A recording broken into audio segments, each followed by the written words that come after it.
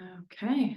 All right. So welcome everyone to the program's titled Growing Maricopa. That doesn't mean if you are not in Maricopa that you can't listen in, but it's titled that because in Maricopa, there isn't a lot of school garden programming focused just on Maricopa. So we wanted to kind of have this new program for folks that are in Maricopa County, to come together in this space and hopefully learn from, the presenters that we have, learn from each other, and just create the space.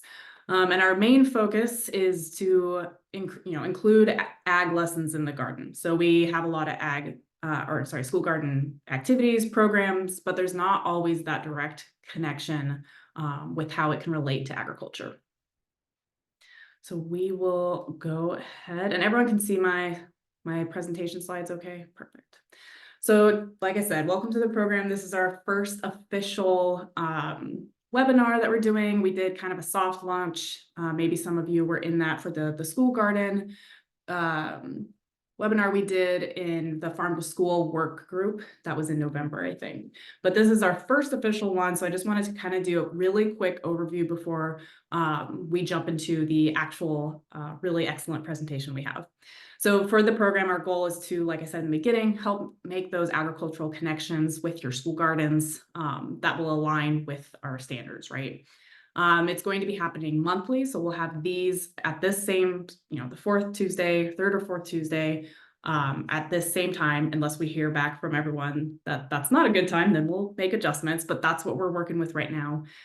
We have a variety of different topics lined up for everyone. And then we will be offering quarterly garden or farm tours. And these will also include different activities or free resources that you'll get. And so if you do attend, right, these are all optional. It's not like you have to, once you attend this one, you have to attend all of them. It's whatever one sounds interesting to you. But when you do attend, we will have a lot of different free resources available for you. So for those of you that are on this live session, you will be getting free textbooks sent to you. In future ones, maybe there will be seeds, whatever else, there's going to be these free resources for you. Another thing that we will be offering through this program is site visits. And this can really be, even if you're outside of Maricopa County, we could potentially work that out as well. But if you need somebody to come look at your school garden, talk about your program, whatever you need, you can go ahead and email me and we'll set up a time and I'll work around your schedule with whatever you need. And if I don't know the answer to your question or whatever your problem is, I know somebody that does. And I wanted to give you all just a quick snapshot of kind of what our plan is going forward for these different sessions we have planned. So next month, February 20th, we're going to be doing a tour of the extension farm. So we have a working farm here at our office. So if you are interested in seeing that and getting some ideas, we have different garden spaces. It's not just a farm. So if you're thinking, oh, well, I only have, a small amount of land that I can work with at my school, we have different demonstrations that would be appropriate for your space. We'll do some sort of activity, and it's just a great way for us all to kind of network together, figure out who's in the area, and get connected. In March, we're hopefully doing some sort of pollinator series. April, we're going to talk about starting a school garden committee and why that's so important. And I won't go through all of them, but I did also want to just bring up that in June and July, we will be taking a summer break. There's some other programs that the Ag Literacy Program is throwing on during those 2 months that we'll be focusing on that you would also be able to join in if you wanted. And for those that are here today, like I said, we're getting free books. So everyone that's on the call for these live sessions, these are the books that you're going to be sent. If you put your address in the registration to get the link for this class, then that's the address I'm going to be using to mail your books to you. If that's not the address you want anymore, or you don't want to remember, or you don't remember what address you put in there, or you want to confirm, you can go ahead and email me. We can double check which address we have in there for you. But we'll be sending these books out in the next week. Okay, so real quick, so that was my little, quick blurb on what the program is, but we're going to jump into why hopefully you are all here. We have a lovely guest speaker today, Page Mollen. This is her bio, but just, she graduated with a master's in sustainable food systems from ASU. I won't hold it against her, that's fine. And she's now the co-founder and president of the Mollen Foundation, which is a local nonprofit dedicated to childhood obesity prevention. She has spent 25 years as a classroom teacher, national consultant, and education strategist. She oversees the Garfield's Garden on the Corner initiative, which is super awesome. She also serves as a food education chair of the Arizona Farm to School Network, along with other statewide organizations. And then she says here, she recently graduated with a master's in sustainable food systems from Arizona State University. So I'm going to go ahead and turn it over to her for the rest of the presentation.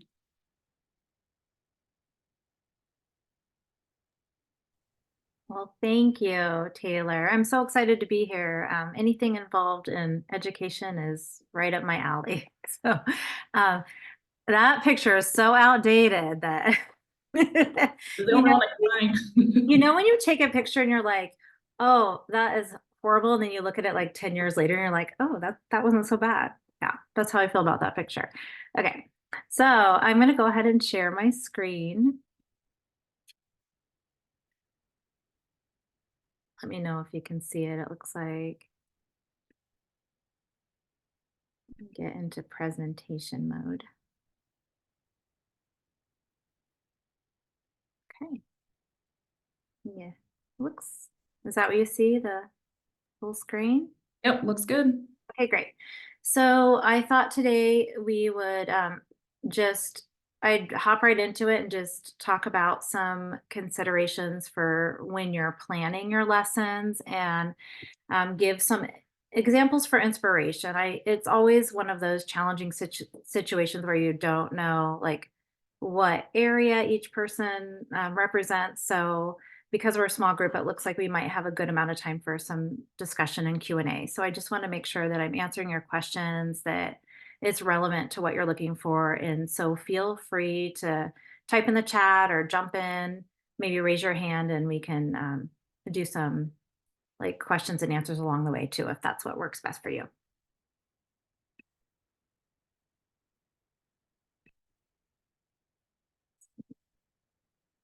Here we go. So I want to start by saying, so I've spent many years in the classroom, and when I was a classroom teacher, I didn't teach anything related to gardens at all. I was a special ed teacher. So I kind of looked at ways that you could just like crack the code to support students in learning. And so, that's kind of the same approach that I take with working in the garden now. So with what we do, we have this project, Garfield's Garden on the Corner. That's our main flagship site. So a lot of it has just been through my experience. And so that's what I hope to share with you today. And one of the things that we really focus on when we're creating lessons that we integrate into the school day is we look at the entire seed cycle. So starting from planting a seed or transplant to cultivating the earth and tending to the garden. So we integrate that into the day for students who if you have a garden, that's a great way to get students engaged. Then we cook together from the harvest. We harvest, we cook together, and we compost, and then we save seeds, and then we go back through the cycle again. So whether you have a garden or not yet, it's just one of those things to keep in mind, looking at the big picture, that there's this cycle that just continues on, and it's something you can look at all the different aspects. And so when we're planning, what I like to look at, the main thing around gardens is just looking what's in season. So on a school year calendar, what we like to do when we go into our planning season is to look at what's upcoming for the school year. And we don't always have the luxury of planning super far in advance, but one of the things that we always keep in mind is what is in season. And so if you have time and the opportunity to look at a planting calendar and just kind of gauge what is in season in the area in which you live. We use the U of A calendar. I'm sure Taylor, you probably have the link to it, but we focus on that here in the low desert for Maricopa. And we tend to plan around that. So what we might do is look at, okay, what's growing, and then we kind of back into it. So the first thing that we consider around what we want to teach is, what do I really want students to learn? Like, what's the end goal? And so if you have existing curriculum, that's where I always like to start, because sometimes that's just what you're required to teach. And so one of the things we consider is, okay, what hands-on activities can we integrate with what's existing? And then does that activity match what it is that I want them to know?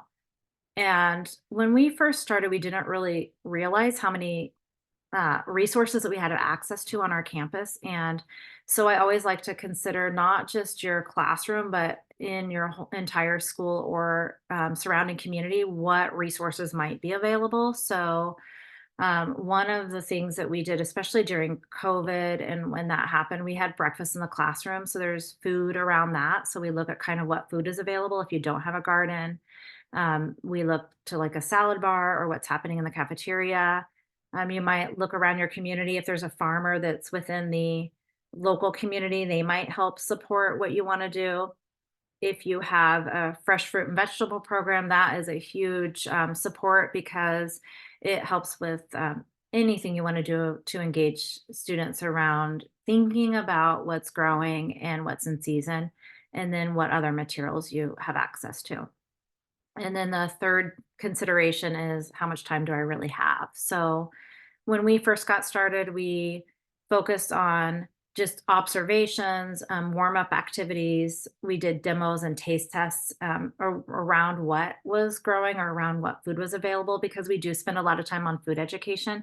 And then we work to integrate into the day, as it was like either a 60-minute lesson, or if you have a 45-minute lesson, or if you have a whole unit. I see there's a question in the chat. I don't know if that's something. Do you want to pause? Does anyone have anything? That was me. I just shared the link to the calendar in the chat. Okay, great. So one of the things that I look at is seed. I think it's always great to start with seeds, because whether you have a garden or you don't have a garden, it can be a springboard into all kinds of lessons around like integrating gardens into the school day. And so I just kind of quickly brainstormed some ideas around what you can do with seeds, if you just want to kind of take a look there. And if you have any others that you can think of, maybe put those in the chat. I think it's always something just to consider, like, what can I do with seeds? We share seeds, so if anyone's ever interested in seeds, we can always offer seeds to you. We have an extensive seed library. It was actually donated to us through the Valley Permaculture Alliance when they transitioned to Trees Matter. They just didn't have a need for their seed library. So one of the things we like to do is consider, the sustainability of a school garden. So we do a lot of letting our crops go to seed so that we can save for future seasons. And I think it's always a great idea to have a seed library. So it's something you can start, and we can always help get started with that. There's a lot of resources for seeds around.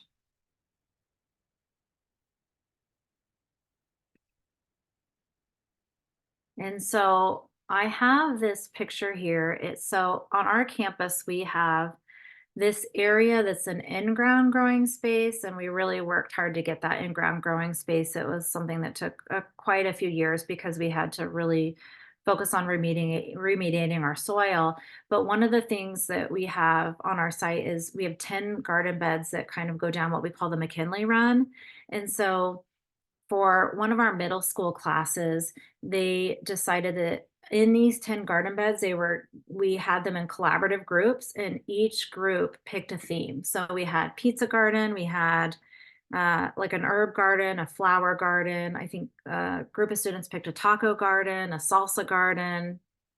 Can't think of what the others might be, but this is one of those things, if you're kind of doing a backward plan, that when you are thinking about what you might want to do, like with the end goal in mind, in this case, students had a option. They were actually they had an option to donate food to the community or create a recipe and do a lesson with younger students on campus. We like to do a lot of mentoring on campus, but this they did a square foot gardening project here. So if you see, I don't, you can probably see the string that was a little bit in there. So they what they did is they kind of mapped out. They went out and they measured their garden, so they incorporated math, and then they had to decide based on spacing what they could grow.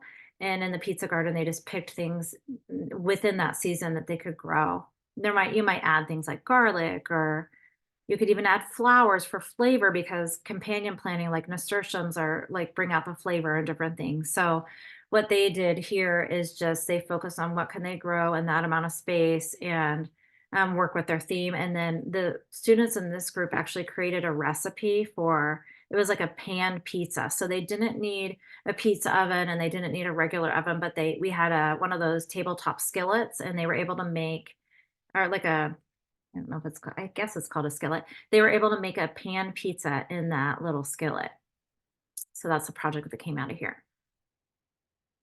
Uh, so the next, option like, the next thing that I always think about when we're incorporating, gardens is starting small and focusing on one thing. So in this case, we worked with cucumbers, and I love Armenian cucumbers, so they grow really well in August in Arizona in the low desert, and so this was a resource that we created. We had a farm to school grant in 2018 and we thought about creating all this curriculum and what ended up happening is that's not what everybody wanted when we started asking a lot of stakeholders. They really wanted resources that were more simple than full 1 hour lesson plans. So we created this resource and we have 10 profiles that are available to you. We can share, they're actually on our website and I can give you that information, but they have a promotional poster and then we have a placemat. So we look at things like origin and history when we're talking about food, and that's part of the placemat. So, where did this food travel to get to where it is today? And in this case, you can do something simple where you have a taste test with something you grow, where you put maybe like tahini and like chili, lime, something like that. Or they could simply taste a cucumber, or we turn this into a seventh grade lesson around maki sushi. So students were focused on kodawardi, like this concept of like the pursuit of perfection. And so they were very uh, like intentional in how they created these sushi rolls. And those rollers are maybe like $1 at they don't cost too much. But the students also focused on ratios and proportions because if they didn't get it right, then they couldn't roll and close their sushi roll. So they also worked on special cuts like a modified julienne cut and just the hydration because cucumbers are really high in water. So there's a lot of different opportunities. This placemat has a recipe around pickling a cucumber. So that's another idea for working with a garden. You can have cucumbers and then just do like a quick pickle recipe where it could be ready right away. You could talk about fermentation. And in our case, we also integrate into the cafeteria. So the students decided, do I like it? Do I not like it? Do I want to see it in the cafeteria or not? So I might pause there. I see some info in the chat. Is there anything, should we pause, Taylor? Is there anything I can answer?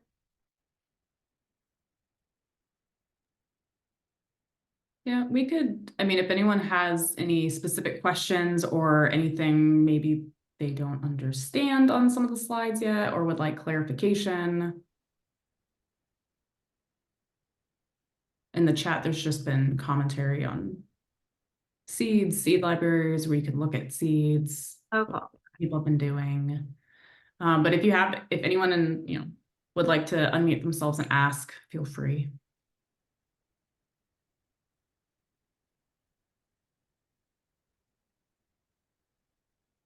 Okay, so I'll keep I'll keep going. So, this is so like I said, we do a lot with food. So what I like to look at when I'm thinking about like the end goal and something we might want to do is like aligning a recipe to the standards. So, I took this recipe. This is one that I like because it's something that you do not need a lot of a kitchen equipment for.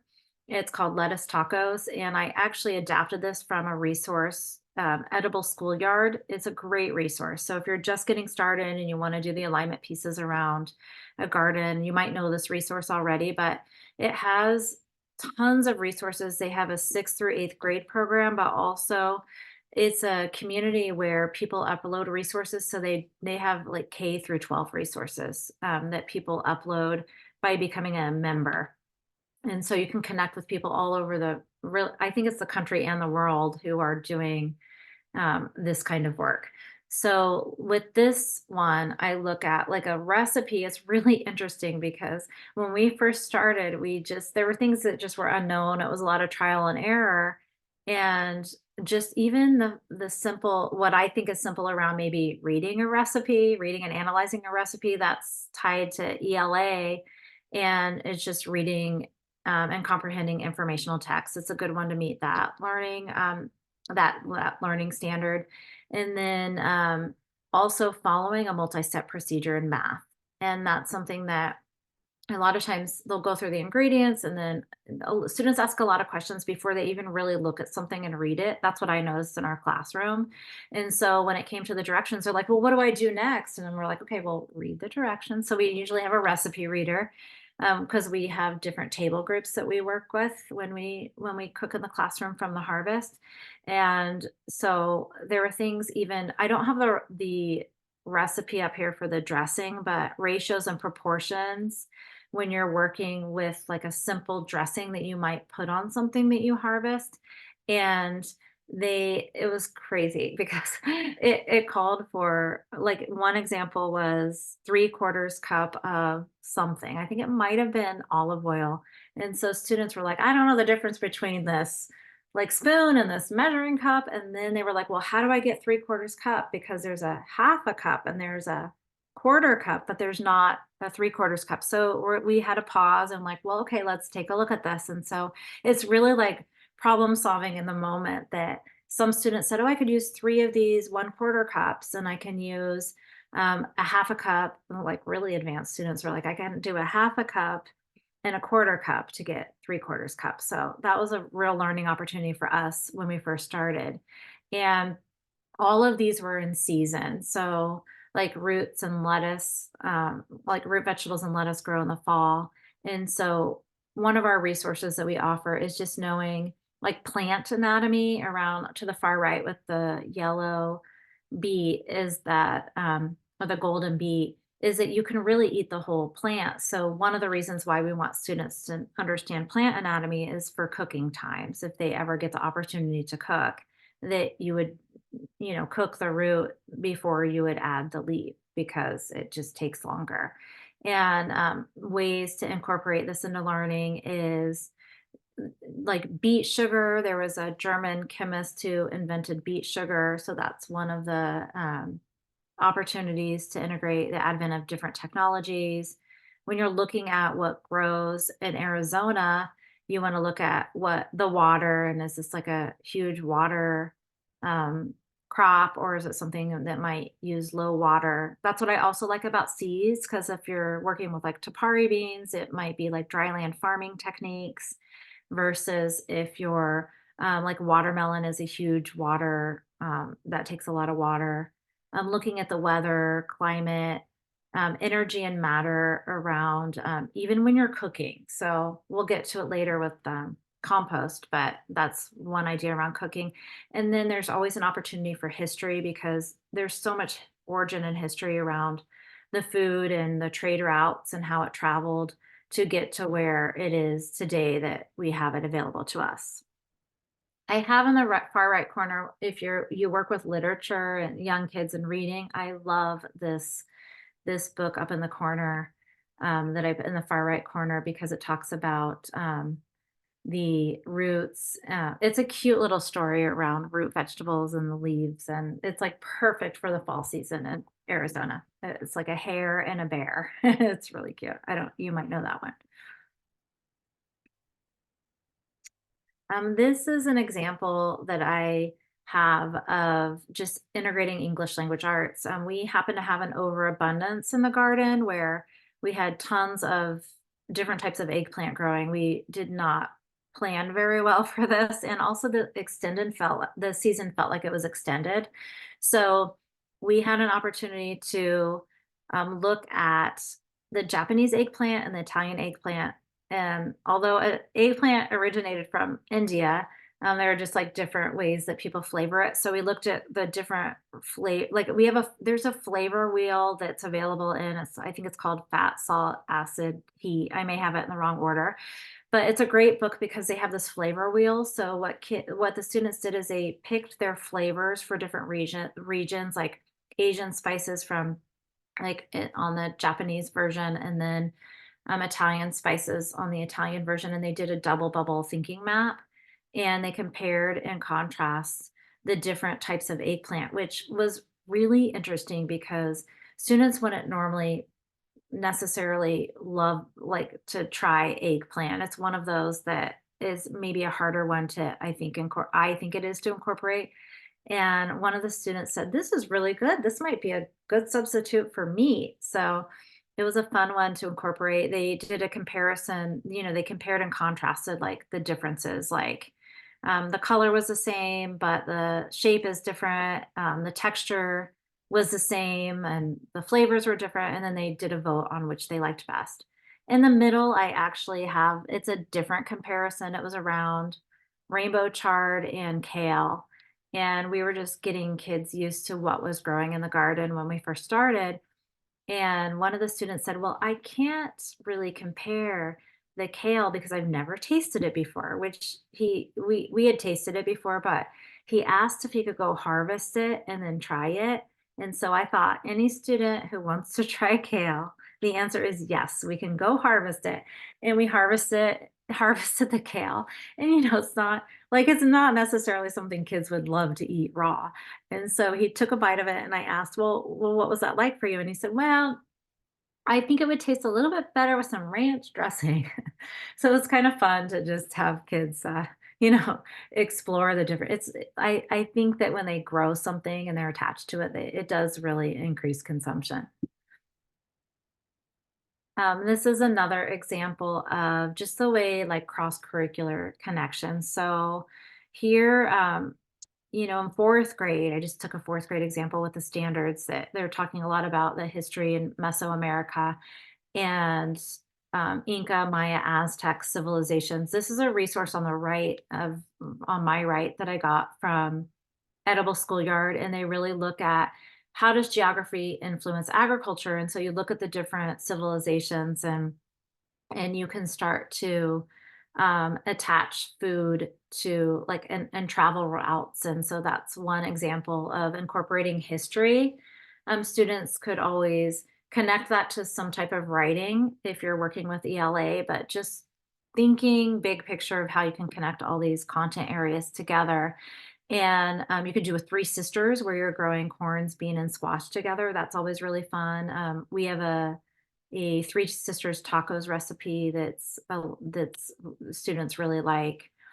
And then just like different spaces, like what grows in different regions. And then over on the left side, when you're looking at corn, you can even integrate something like genetics. And this was the domestication of corn. And so it started with a blade of grass. So teosinte was a blade of grass, and then it evolved over the years based on picking like the best of the the crop and continuing to plant over time, and then it's the corn that you can see today. So you can also look at like growing techniques. I know like the Hopi work on like there's the blue corn, and they rely on the monsoon rains. So there's just so many different ways that you can look at the standards to connect history and science. You can watch like what you have growing. You can do data collection and kind of watching it grow. So you can incorporate observations and just taking a look at how, just the science around it growing and thriving in different types of soil. So that's kind of the idea there. We do a lot around, since we focus on the whole cycle, we focus on, and really the foundation of what we do is soil. So we start with seeds, we start with soil, but I kind of flip this backwards. And so here, if you have a garden or you don't have a garden, at the top with the kids, like kind of exploring, we do worm bins. And so it's a really great way to get kids excited about just growing food, being outside, looking at soil structure, and just the cycling of matter with compost. So they create worm bins, and we do that in just like the container that you see on the screen, some coconut coir and water. You just kind of wet it, and then they eat our waste. So if you have breakfast in the classroom, we used banana peels, apple cores. Worms don't really like citrus that I know of, so we don't ever really put citrus in, but they're just super excited about worms. And then, it's like black gold. It's the healthiest soil. So we focus on that. And then at some point, students create a worm tea. So with the little plant, on the right side with the bucket, they were actually making a tea that you could put into a garden to improve the soil.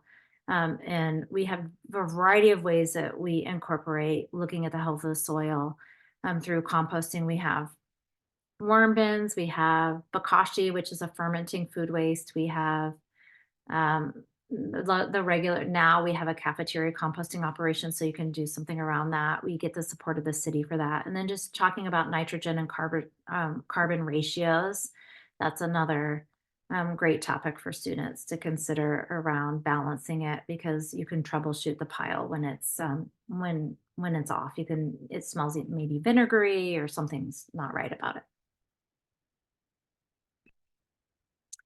And then just when you're growing, so sometimes we plan and we have like this great idea for what we want to do, and other times we just miss the mark and we have an overabundance of something. So it's great to consider that if you have a school garden, what can I do with what we have too much of? And one of the things is just, we did we fermented apples, and we actually received apples. So it wasn't like we had those growing in the garden.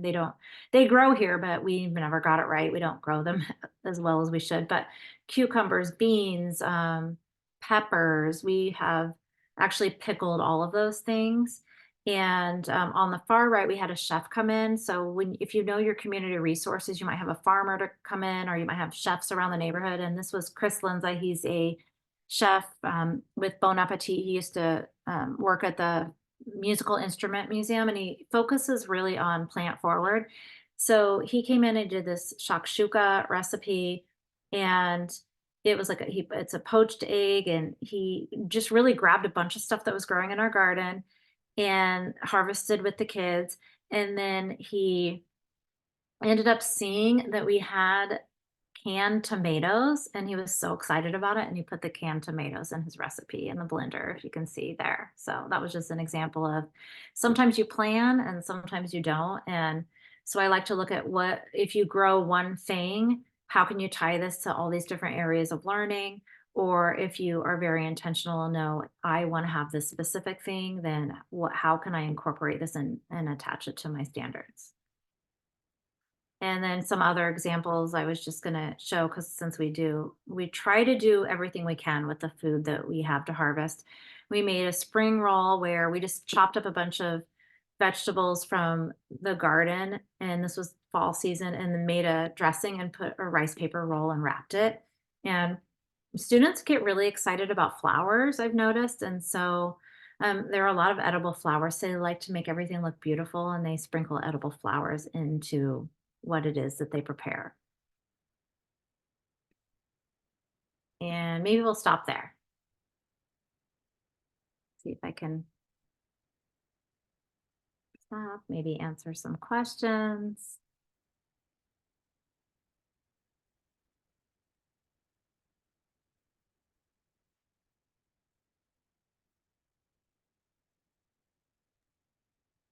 Any thoughts or questions or?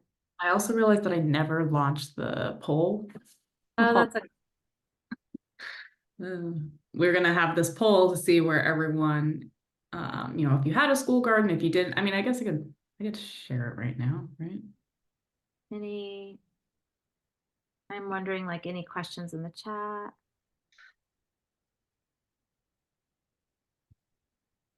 Yeah, I'm curious how many of you have school gardens or um, like what areas you teach, if there's anything that I can maybe answer questions. Yeah, okay, so I put the poll up. Can you guys see that? Yes, no? Perfect, people are answering. So this is just to gauge, and we were going to do this at the beginning and we forgot. I forgot.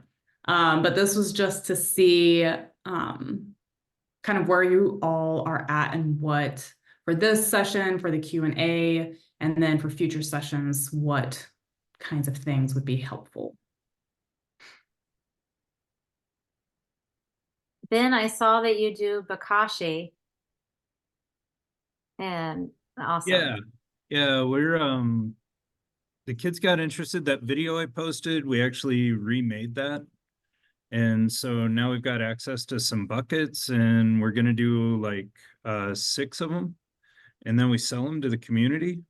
But what we started to do, one of my students was researching it and he's like, I found this video, you can make your own inoculant because the Bokashi inoculant's like $23 for a 5-pound bag.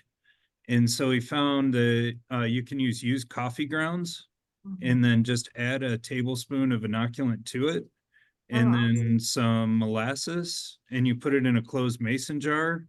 And after like 3 weeks, the bacteria is colonized all over the coffee grounds. You dry them out and then you've got your inoculant to use for the next time you need it. Oh, that's cool. Were you using the EM inoculant? Is that what you used? Not sure. I've got the bag of it around here somewhere, but yeah, we just ordered a bag off of Amazon. But then now we'll never have to buy another bag of it because we'll just keep making our own. That's so great when you can find a way to make it on your own because it is expensive, the inoculant. Yep. So if it works, he's in the test phase right now of the experiment. So he has 2 mason jars going in my classroom. They're smelling good. So they're starting to smell less like coffee and more like Bokashi.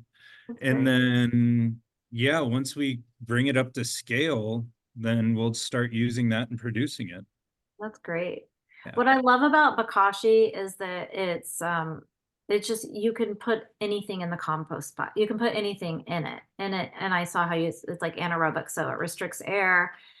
We had a need for composting, and before we have a school-wide composting operation now, but prior to that, we wanted something that you could put everything into, and that was it. And we have buried it into our garden, and we've also and dug it back up. And it's just if you bury it, it's just not an area you want to plant near for a while. And So I we- saw. Oh, go ahead. Yeah, we took ours and so after 6 weeks, it stops working. Like it peters out. And then we take all the material from the bucket and we put it right in the middle of a hot compost bin and then just let it dissolve out for like the next 2 or 3 weeks and it disappears fast. Yeah, we actually put it, and we have a windrow, and so we also put it into our compost pile to let it further decompose. So somebody asked, I saw a question around if you don't have, would you do store-bought veggies? We do. Sometimes we have to supplement because we don't always have what we need growing because we have a fully integrated 4th through 8th grade program. And so we have done store-bought before. I think there's so much to having kids, just as long as they see what can grow. Even if you look at herbs, one other thing you could do is work with herbs and make teas or agua fresca. That's another idea. If you do like potted plants, something like that, that's a good way to start. We have mint growing like crazy, but you can do something like that. But we supplement sometimes because we don't always have enough.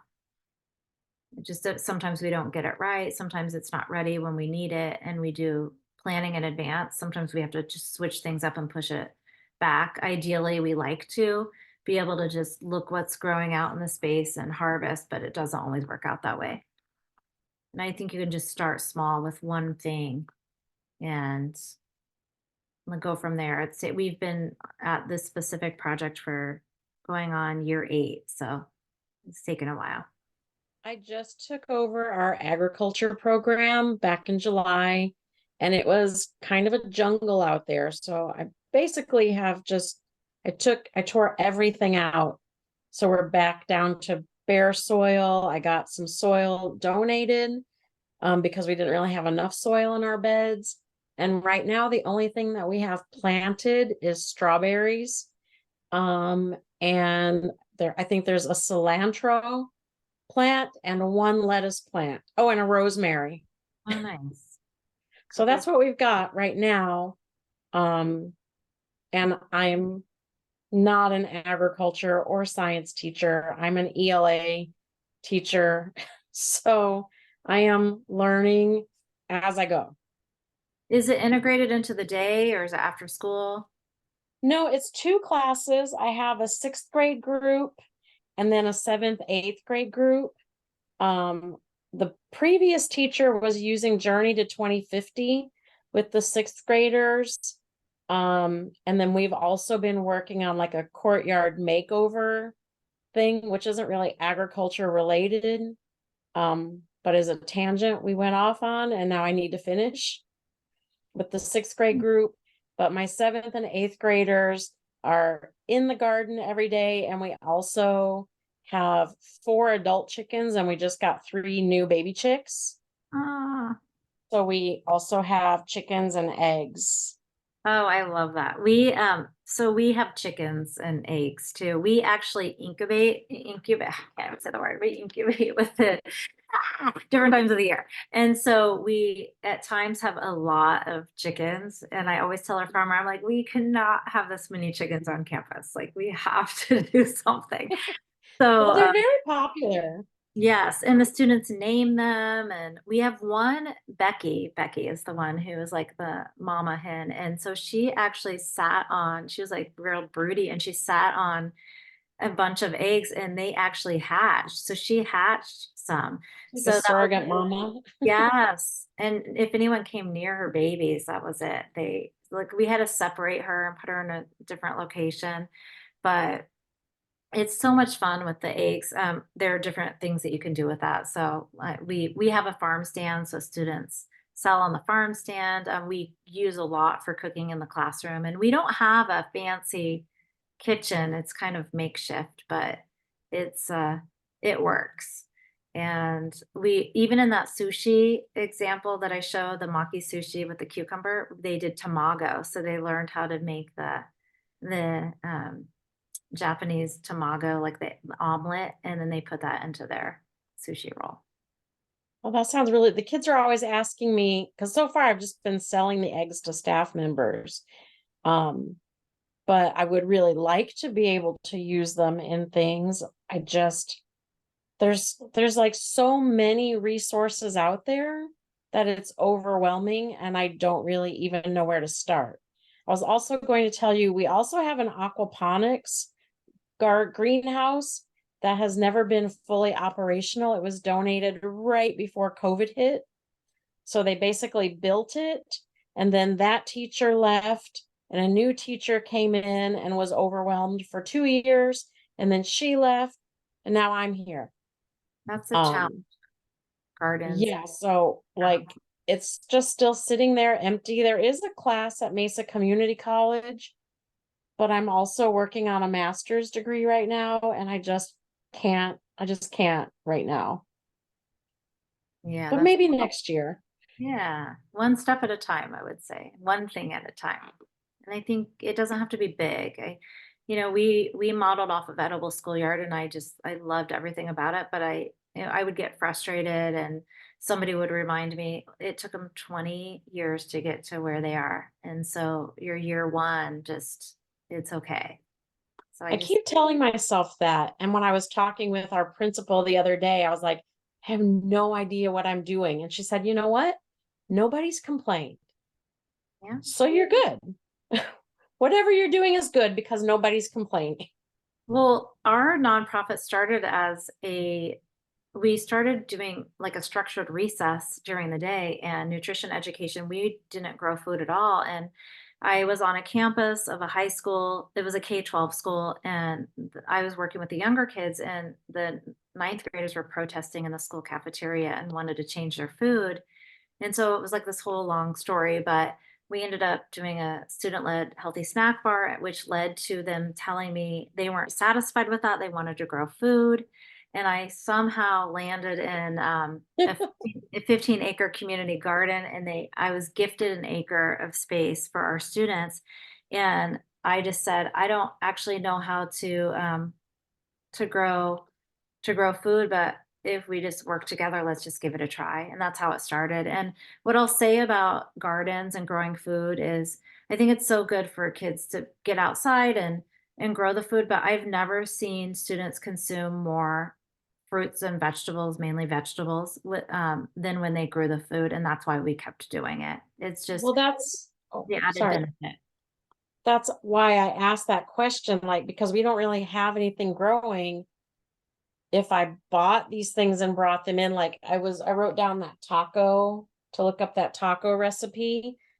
Like maybe that would inspire a lettuce taco Mhm. themed garden, I and that think would get the kids started.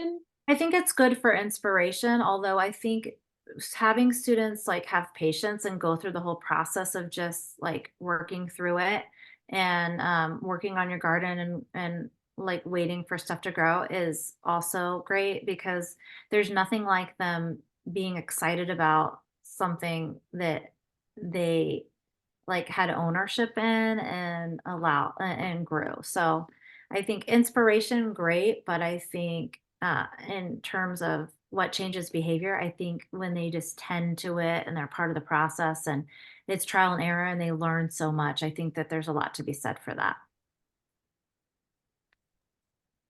Any other questions, thoughts? There's one from Michelle asking about funding for the kitchen experiences.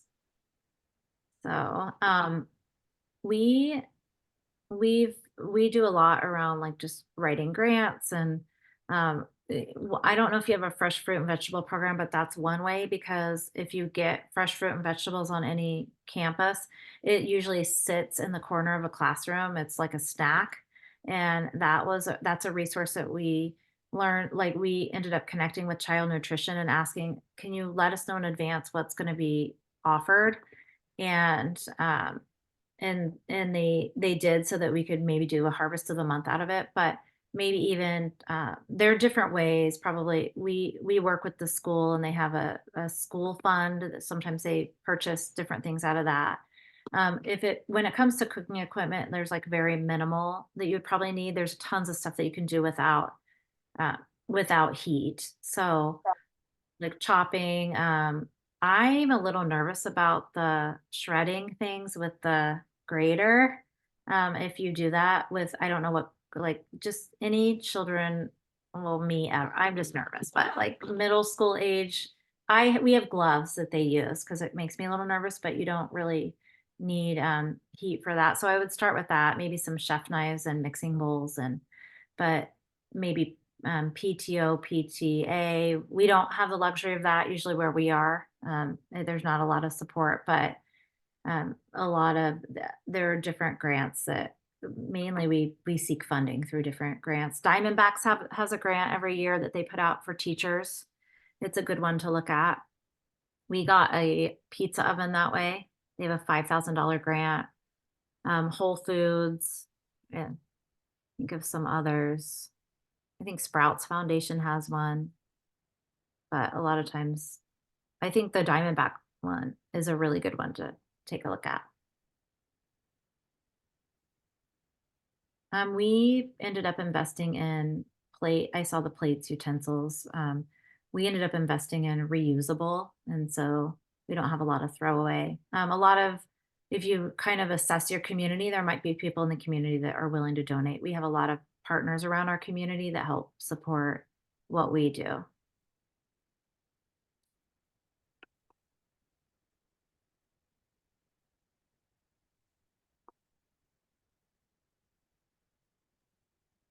Yeah, Paige, I don't know if you want to talk about, so, kind of what April was talking about, and then Deb has a question / comment about how, there's a lot of turnover of, teachers like this, right? Where the garden gets too overwhelming, or whatever happens.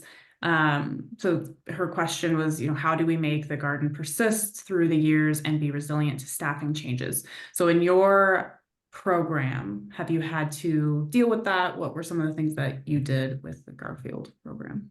So we have the luxury of having 3 staff, but it took us a while. So it took us probably 5 years before we got that staff. But right now we're facing cuts because we relied heavily on ESSER, and ESSER is going away during like the COVID era. So I think if you have an opportunity during, like, I don't know if you have any professional development days that are in your school calendar. So I know that we have half days on Wednesdays at the primary program that we have. So it's always a professional development from 2 to 4. But if there are any opportunities to integrate some education around those professional development opportunities, that's one way to get the staff engaged, because the more people on your campus engaged in bringing kids out to a garden space or integrating food into learning, the better. So I think it's just a lot of just technical assistance and support. And that's one way that we have found that if we want to engage more teachers, so that it's not just one champion for the whole school, to get some time on the calendar where you can have some opportunities to either bring the rest of the staff out and do some type of activity, or some type of training activity during that time. That's one thing that we've done so that we can build capacity. But it's definitely a challenge. There's so much turnover, not only in teaching staff, but in administration. At the site that I was speaking of, Garfield, we had a new administrator and probably all new staff except for 4 people this last year. So it was definitely a challenge.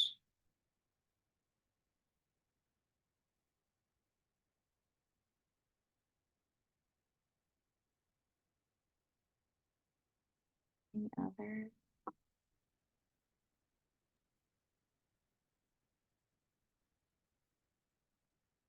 Yeah, I saw, April, your comment how it started by an administrator. Usually it's always like some passionate person who really wants it to happen, and then it falls to the wayside. It's a challenge.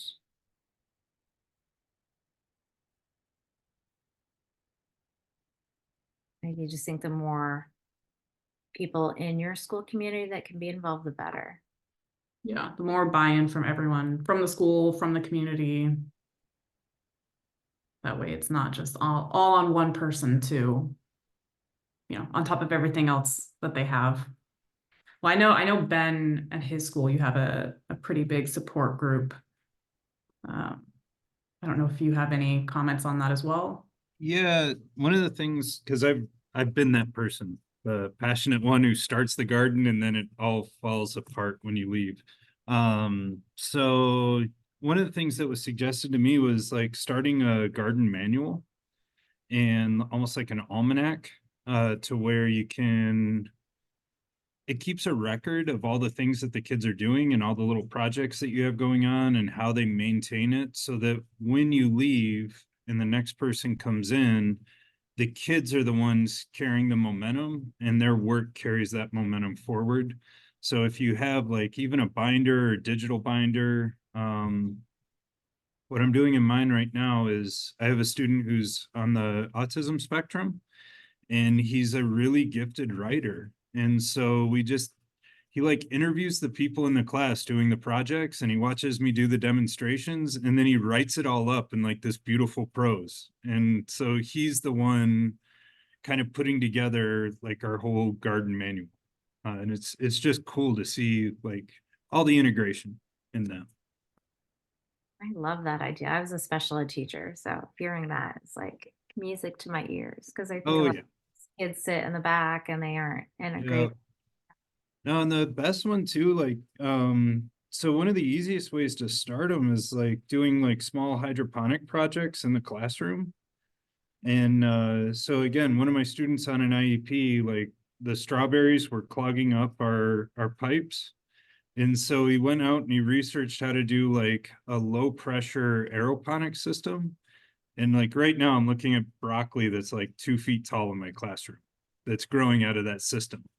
So and like he had this really elegant design for it where he had like a little side tank and the water like goes in through a smaller pipe and then comes back through a larger pipe, and it's all together, and it works great. It's just awesome the way it's growing. I love when students have the opportunity to be engaged that way. Like it just it changes everything. I feel like it just brings learning to life, and it's then you can take. I feel like it, and when kids are that inspired and motivated, then they'll take what they learn and share it with somebody else. I think everybody's a teacher and a learner, and it's like a two-way experience. And I think it's what's different about when you have a growing space is if you can engage students in a way that is different than in like a just in the classroom walls. I think it really has a way of bringing learning to life, and it doesn't have to be anything big. It could be super small. It could be something like growing on your windowsill. I just think it's just something that inspires like critical thinking and engagement. Ben, I have a question about how you facilitate these like projects. Yeah. So do you present like, oh, hey, look, this is a problem, Mhm. and then you have the kids brainstorm solutions, or is it more like one kid says, hey, we have a problem, and you ask them to solve it? Yeah, so both of those would work, is ways of doing it. And I was just thinking like for yours, like you have the aquaponic system that's like not working, right? Or not fully set up. Right. That's me. Yeah. And so like one of the things I would do then is go, okay, guys, so here's the problem. Here's our challenge. We all can't work on it at the same time, but we can take in who would like to take this on? Who wants to be like a project manager? Who wants to help research? How do you guys want to brainstorm and solve this? And then I kind of give the kids like guidelines. Just, hey, you got to stay within the lines on this. Like, we don't have unlimited funds. Here's our reality check. Here's some resources from the web that I know of. Can you find your own?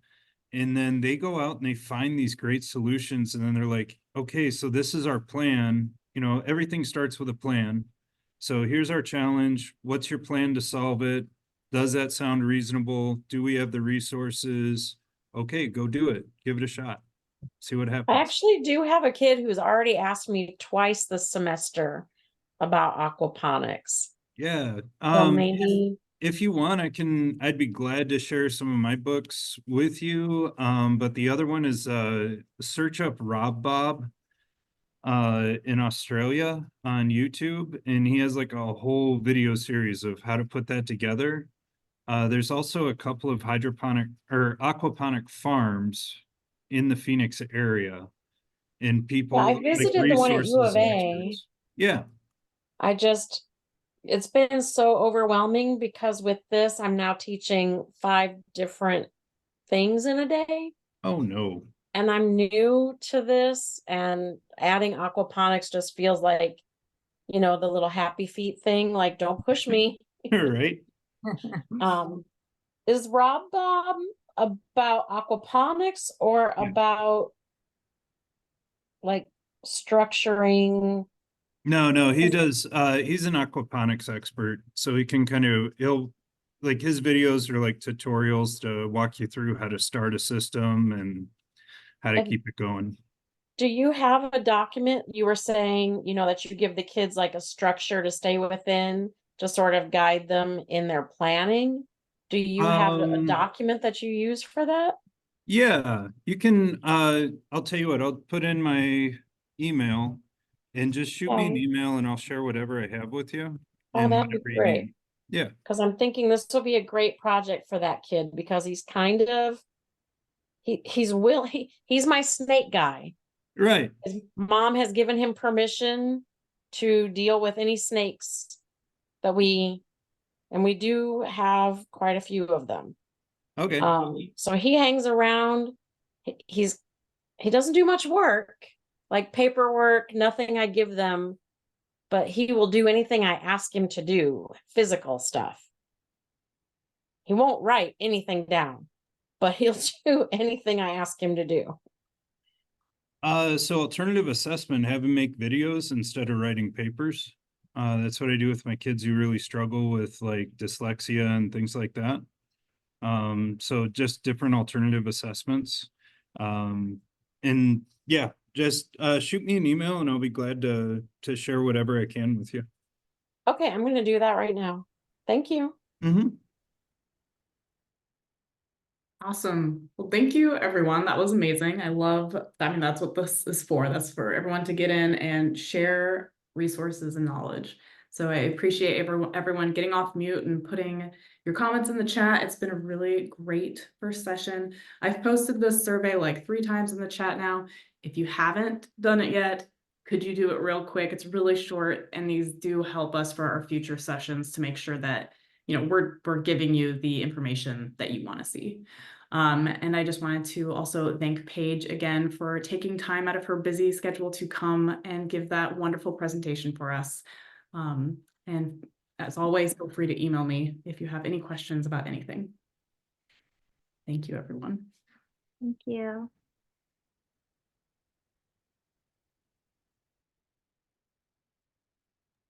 Thank you. I'm so happy to have this group.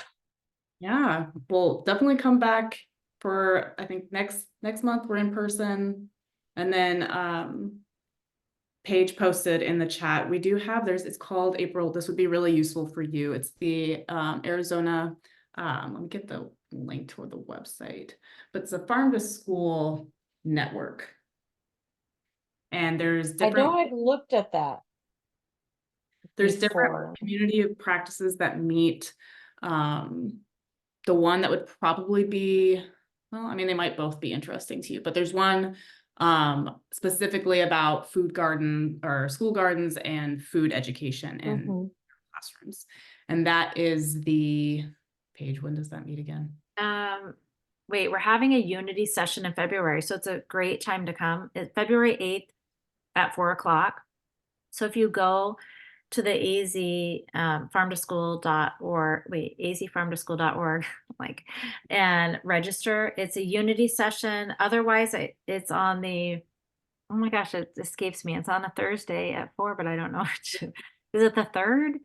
But you'll be able to find it there. Taylor and I are both, we're co-chairs and we don't know the day. And But- Taylor, did you say this group is meeting in person next month? Yes. So we'll do a quarterly in person, just for folks That's on to the see each other in person, to tour different. 20th? February 20th for next month, yeah. And it'll be at the same time. Will we get information about that? Yep, stuff will be sent out probably this week about it. And it's going to be at 4:00 here in Maricopa County, or? Oh, okay. Because that's like, we just get back from the 2-day thing in Oh, yeah. Cochise. Yeah. So then that'll be like the next, what's that, Monday? Tuesday. Tuesday. So you'll have a Okay. few days to recover, but yep. I'm super excited about that too. Just like touching base with other humans is so awesome. That are doing the same thing, yeah. Adult humans, yes, who are also doing these same things. Well, I'm happy you found this group, April. It's awesome. Me too. I can't wait to meet you next month. Yeah, me too. All right. Well, thank you, everyone. Hopefully we'll see you next month. Thank you. Bye. Bye.